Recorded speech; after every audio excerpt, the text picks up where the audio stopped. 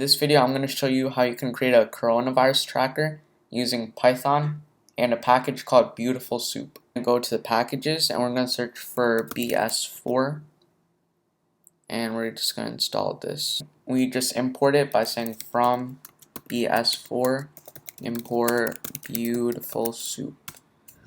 And then we're also going to use another package called requests from requests import get.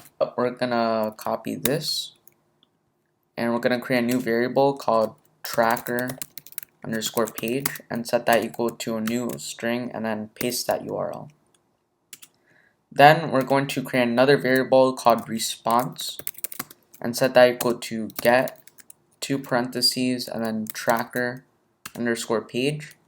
And the last thing we want to do is create one more variable called soup, and we're going to set that equal to beautiful soup 2 parentheses and then response dot text and then an empty string and HTML dot parser.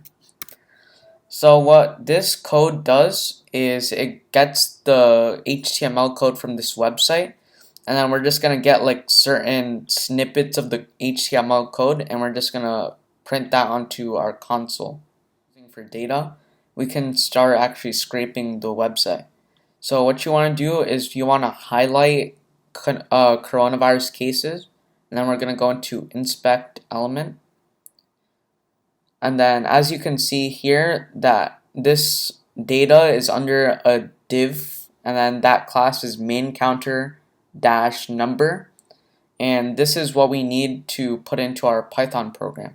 So to do that, we're going to create a new variable called cases, and we're going to set that equal to soup dot find underscore all, and then we're going to do 2 quotation marks and then type div and then comma and class underscore, and then we're going to set that equal to main counter dash number.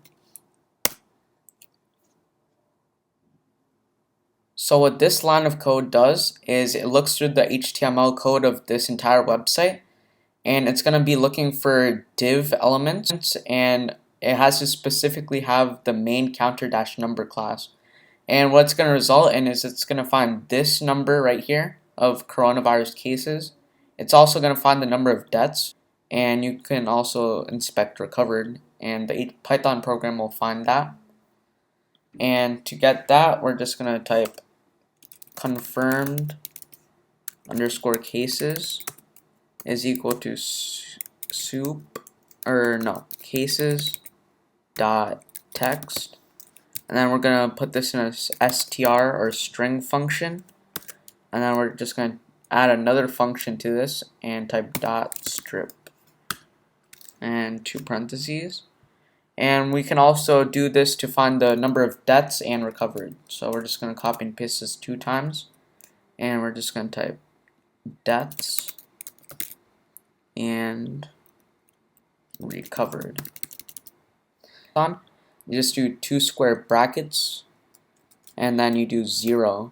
Because lists in Python or most programming languages, they start with 0. And to get the second element, do 2 square brackets and 1, and then same thing for recovered, and it's 2. To test if our code works, we can just print them to our console, and to do that we can just type print, and then to give these numbers context, we're just going to combine them with a string.